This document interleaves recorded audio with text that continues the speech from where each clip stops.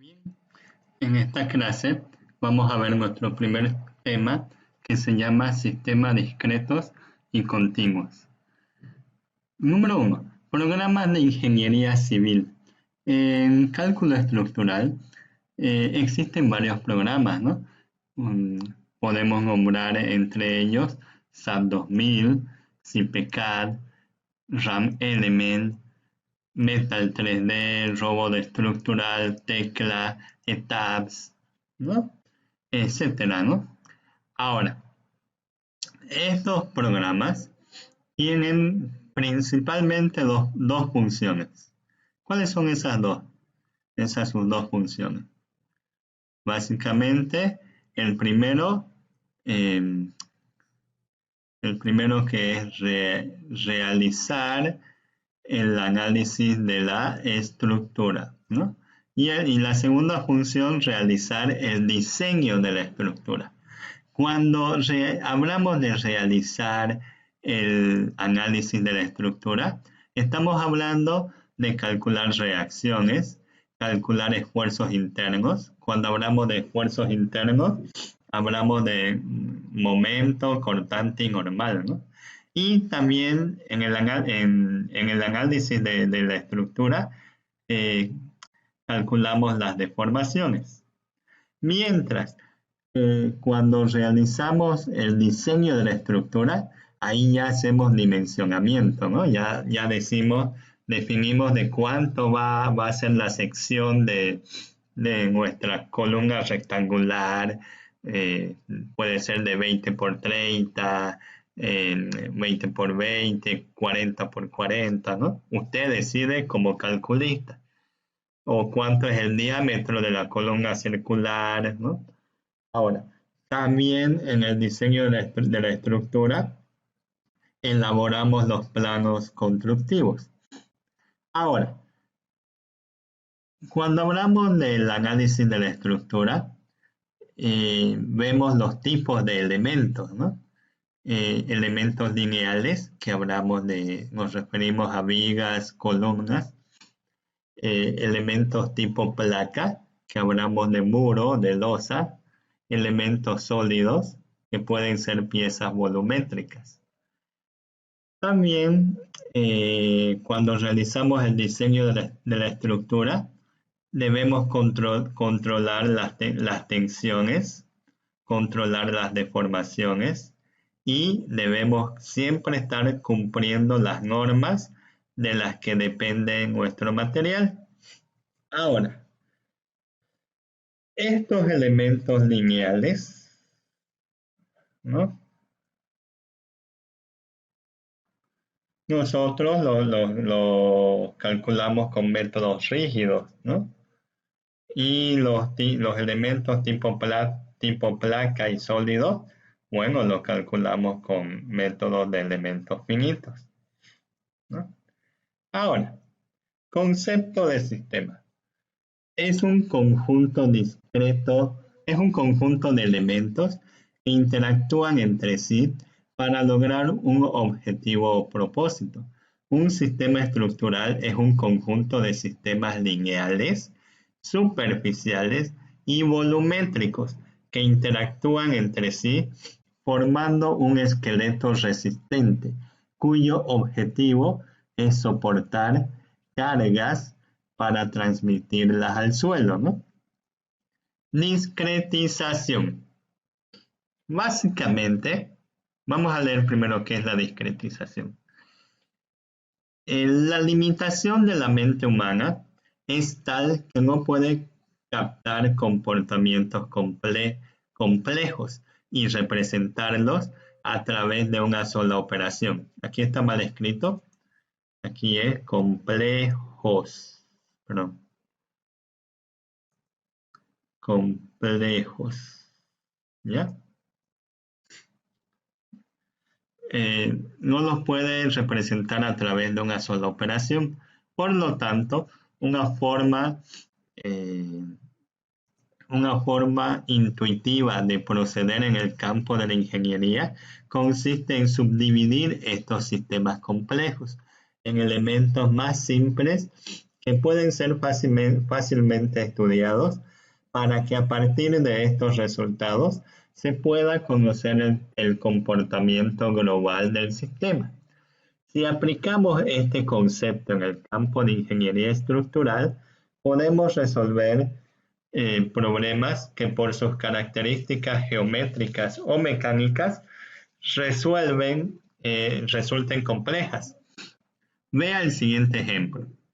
Ahora sí, tengo esta estructura en tres dimensiones. Discretizar significa dividir en partes. Fíjese aquí. Esta columna la hemos dividido en dos columnas. ¿Por qué? Porque aquí al medio hay otra viga, ¿no? Lo estamos dividiendo en partes. ¿Por qué lo dividimos en partes? Porque es mucho más fácil calcular toda esta estructura. Si la calculamos así de un solo jalón, es mucho más complicado que calcularlo por pedacitos.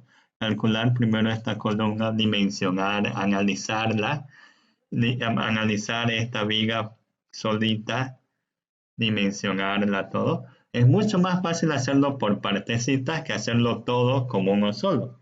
¿Ya? Eso es discretizar. ¿Ya? Ahora, por ejemplo, tengo este tanque cilíndrico, ¿no? Nosotros, ¿qué es lo que hacemos? Nos hacemos líneas imaginarias, ¿ya? Nosotros definimos qué tamaño es esto. Puras líneas imaginarias. También verticales. Entonces, lo vamos a ir analizando por pedacito, por cuadrícula, en otras palabras. ¿Ya? Cada cuadrícula es un elemento finito. ¿Por qué elemento finito? Finito es porque se pueden contar, ¿no? Discretización son cada uno de estos nudos, ¿no? Discretización. Ahora, problemas discretos y continuos. Un problema discreto, que son estructuras lineales, vigas, pórticos, reticulados, para su solución real requiere que el sistema se subdivida en un número finito de elementos. Como lo divido en varios elementos que se pueden contar, por eso es finito, su cálculo requiere la aplicación de matemática determinada, o sea, de matrices o de vectores. En cambio, si yo analizo este tanque o esta estructura como un solo elemento, como un problema continuo, ¿ya? Para su solución, para su cálculo, se requiere la aplicación infinitesimal. Estamos hablando de trabajar con ecuaciones diferenciales. Por eso es que nosotros discretizamos, porque muchas veces para nosotros es más fácil trabajar con vectores y matrices que trabajar con ecuaciones diferenciales. ¿Ya?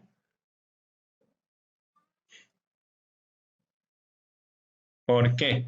Porque, se me olvidaba, porque en un problema continuo se subdivide en un número infinito de elementos. Como son números infinitos, utilizamos ecuaciones diferenciales. El método de los elementos finitos consiste en transformar los problemas continuos en problemas discretos, de tal manera que su solución real converja en un análisis de determinado número de elementos, haciendo uso del álgebra vectorial y matricial, ¿ya?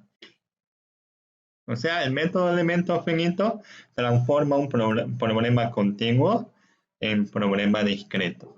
Básicamente hace eso. Número 5, proceso general para la aplicación del método de elementos finitos. Paso número 1. El problema continuo se subdivide en un número finito de elementos, utilizando líneas imaginarias. Los elementos finitos más conocidos son de geometría rectangular o triangular. Esos son, ¿por qué los dividimos en figuras cuadradas o triángulos? Porque su cálculo del área, ¿no? Y del perímetro es mucho más fácil calcular el área de un cuadrado o de un triángulo, ¿no? Base por altura y ya estuvo, o base por altura dividido 2. Estas líneas de aquí son imaginarias, las rojas, ¿no? Mi placa, obviamente, es esta de aquí, ¿no? Nosotros, para poder dimensionar, para poder trabajar, lo dividimos en puras placas cuadradas o triangulares. Lo mismo para esta placa circular. Aquí miren, lo estamos dividiendo en puros triángulos, ¿no? Paso número 2. Los desplazamientos en los nudos de la estructura representan las incógnitas fundamentales del método de elementos finitos. Esta es nuestra barra. ¿Ya? En el primer nudo lo llamamos nudo I, el segundo nudo J. Va a tener un desplazamiento horizontal, vertical y giro, ¿no? Lo mismo el nudo J, desplazamiento horizontal, vertical y giro. Nuestro vector de los desplazamientos lo llamamos A, ¿no? Entonces, siempre colocamos primero los tres primeros esfuerzos del nudo I, que sería UI, BI y WI. U es el desplazamiento horizontal, V el desplazamiento vertical y W el giro, ¿ya? Esto es cuando hablamos de una viga o de una columna, por eso es tipo barra. Pero si hablamos de una placa, ¿no? De una placa o de un muro, digamos, ¿ya? Aquí, en cada nudo,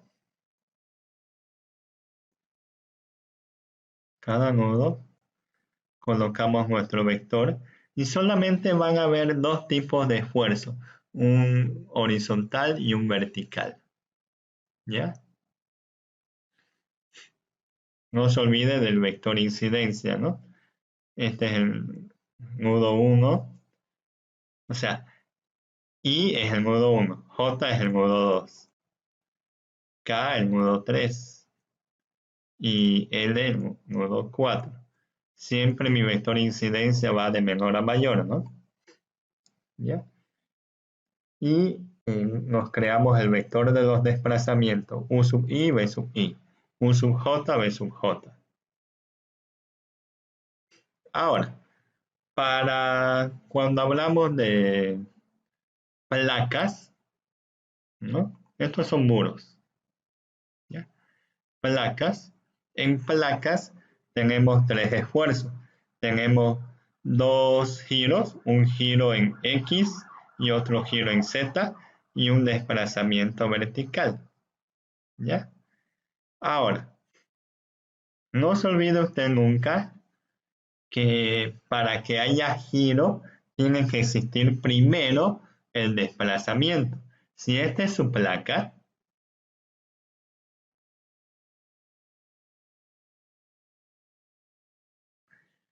y esta placa tiene fuerzas, o sea, a esta placa se le aplican fuerzas o el peso de las personas, esta placa se va a deformar de esta forma, ¿no? De ser plana queda un poco deformada, ¿no? Entonces, debido a esta fuerza vertical, si aquí yo tenía mi punto A, ese punto A se ha trasladado aquí A'. Este desplazamiento provocó que existan giros, o sea, el giro, los giros dependen del desplazamiento. Si hay desplazamiento, hay giro. Si no hay desplazamiento, no hay giro, ¿no? Ahora, fíjese, entonces tengo 3 esfuerzos por cada nudo, 2 momentos o 2 giros y un desplazamiento, ¿no? Nudo I tendría el U sub I, V sub I y el W sub I, y así sucesivamente. Ahora, para elementos finitos triangulares, ¿no? Tenemos igual dos esfuerzos por cada nudo, ¿no? En el paso número 3, con los desplazamientos de cada nudo y las características geométricas del elemento, definimos un conjunto de funciones que describa de manera única el campo de los desplazamientos al interior del elemento finito y su contorno. ¿A qué se refiere eso? Eh, esta placa triangular, dentro de esta placa triangular tenemos un punto P. Ese punto P tiene sus propias coordenadas U y V, ¿no? A eso se refiere. Ubicamos las coordenadas de cada punto, ¿no? Ahora, quizás aquí esté mejor explicado, déjenme ver si lo tengo aquí.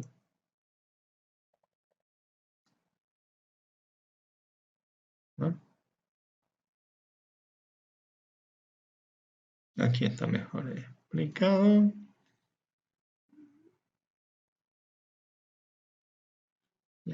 Este punto P, ¿no? Trazamos sus coordenadas X y Y, ¿no? Estos vectores, este punto I, porque este es el punto I, tiene su coordenada XY, Y sub I. Este punto J tiene su coordenada XJ, YJ, ¿no? Y también K. Algo que se me olvidaba mostrarles hace rato era esta parte de aquí. Cuando hablamos acá, un ejemplo es el muro y esto de aquí la losa, ¿no? Aquí ya está más claro. Bueno, vamos al paso número 4, donde decimos que a partir del conjunto de funciones obtenidas en el paso anterior, se define el estado de deformación para el elemento finito en estudio. Fíjese.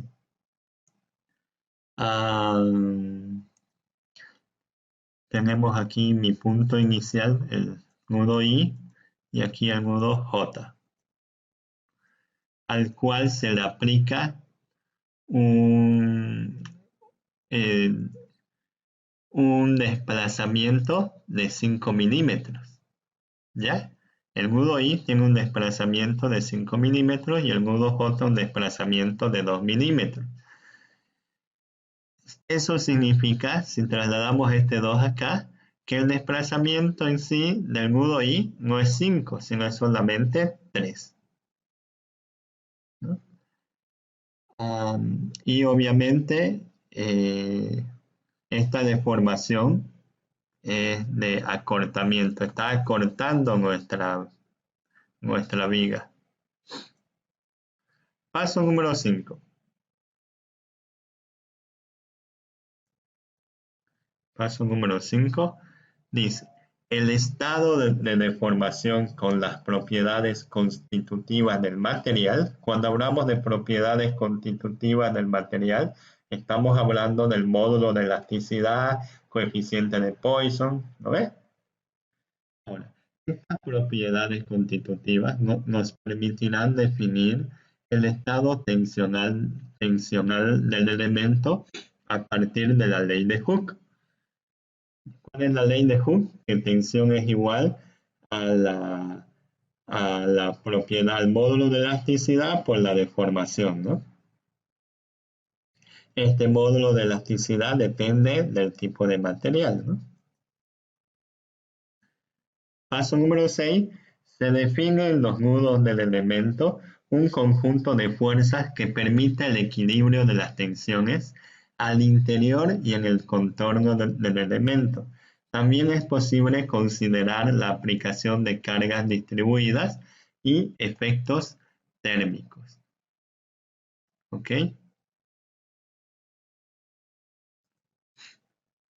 Eso está aquí, ¿no?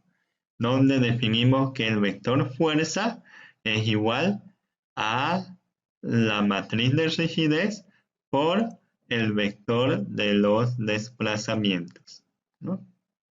¿Ok? Bien, aquí quedamos la clase de hoy. En la siguiente clase vamos a ver el tema número 2. Nos vemos la próxima clase. Hasta luego.